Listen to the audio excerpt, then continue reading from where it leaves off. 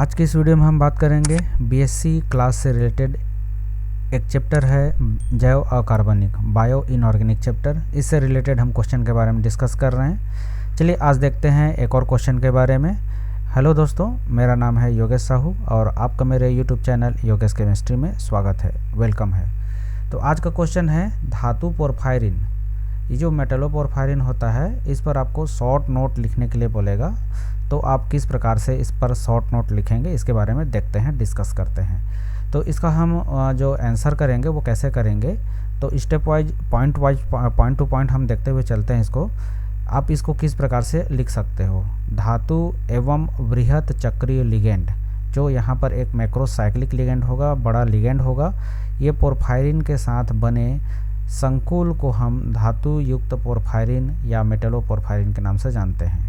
किसको बोलते हैं एक बार फिर से देखते हैं। ये जो अपना क्या बोलते हैं धातु पोरफायरिन हम किसको बोलेंगे, तो इसको आप डिफाइन कैसे करोगे।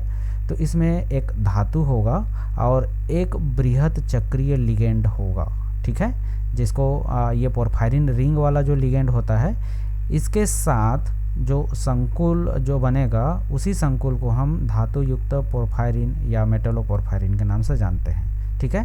जैसे कि आप ये पिक्चर में देख रहे हैं, यहाँ पर एक लिगेंड है, ये एक प्रकार से क्या है, लिगेंड है।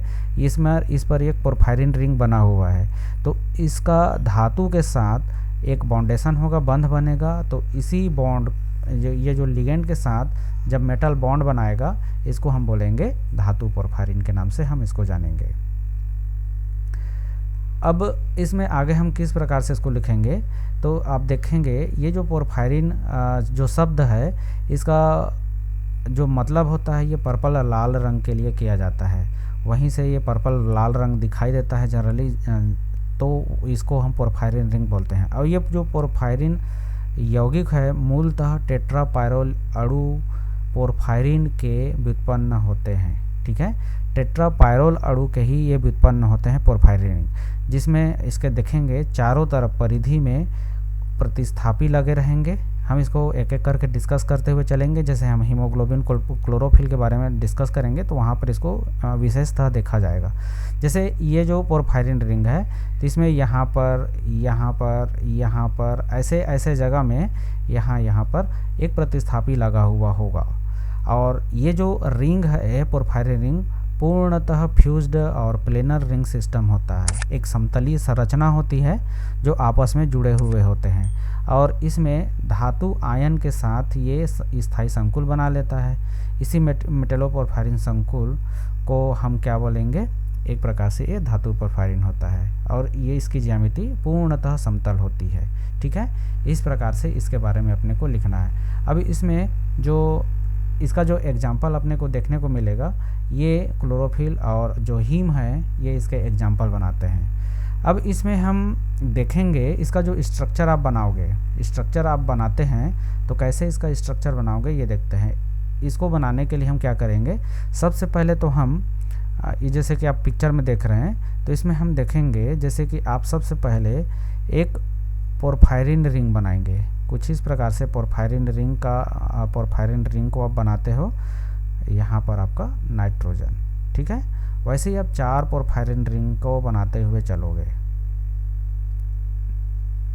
ये यहाँ पर ये कुछ ऐसा एक दूसरा हो गया। वैसे ही आप फिर से एक और बनाओगे, यहाँ पर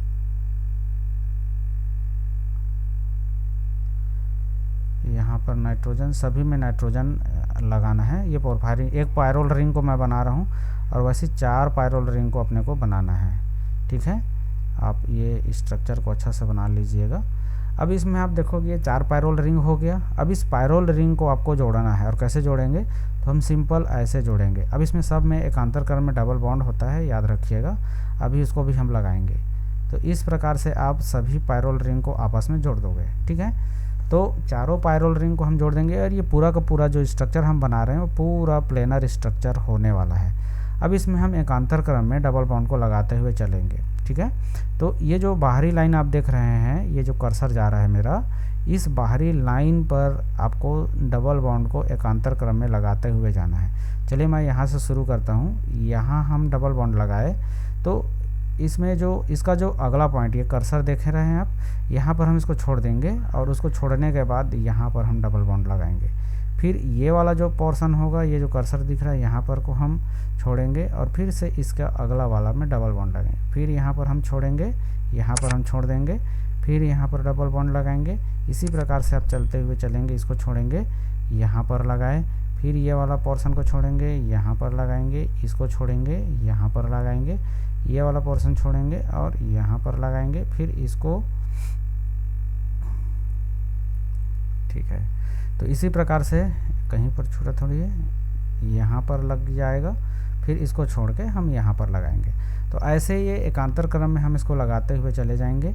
यहाँ पर 2 जगह आपको हाइड्रोजन जोड़ देना है और उसी में लोन पेयर लगा देना है, ठीक है। यहाँ पर लोन पेयर और यहाँ पर लोन पेयर, क्योंकि अच्छा ये डबल बॉन्ड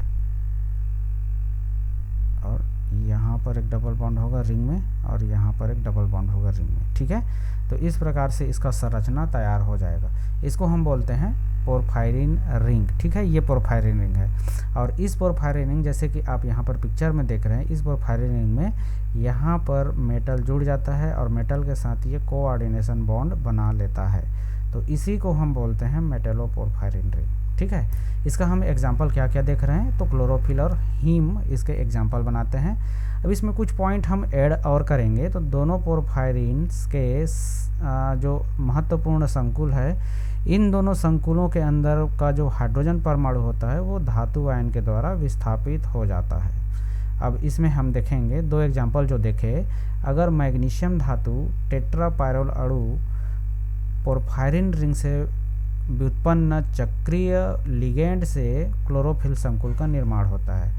अगर इस टेट्रापायरोल रिंग के हाइड्रोजन को विस्थापित करके मैग्नीशियम धातु जुड़ता है, ठीक है।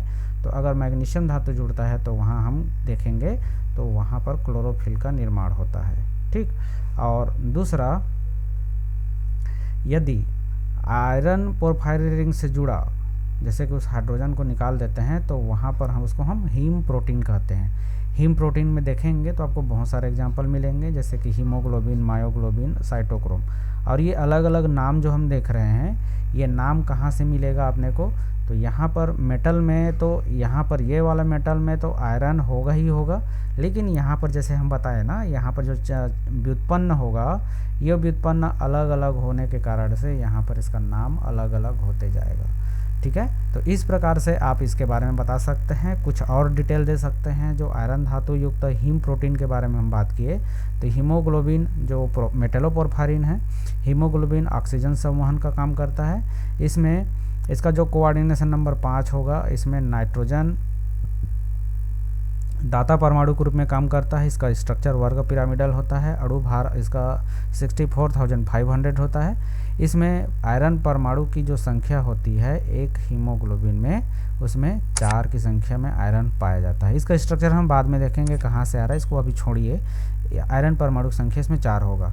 मायोग्लोबिन में देखेंगे तो ये ऑक्सीजन का संग्रहण करता है। इसमें भी अगर कोऑर्डिनेशन नंबर देखेंगे तो नाइट्रोजन से ही क्या मिलता है, 5 कोऑर्डिनेशन, और इसका जो मॉलिक्यूलर वेट होता है वो 7800 होता है।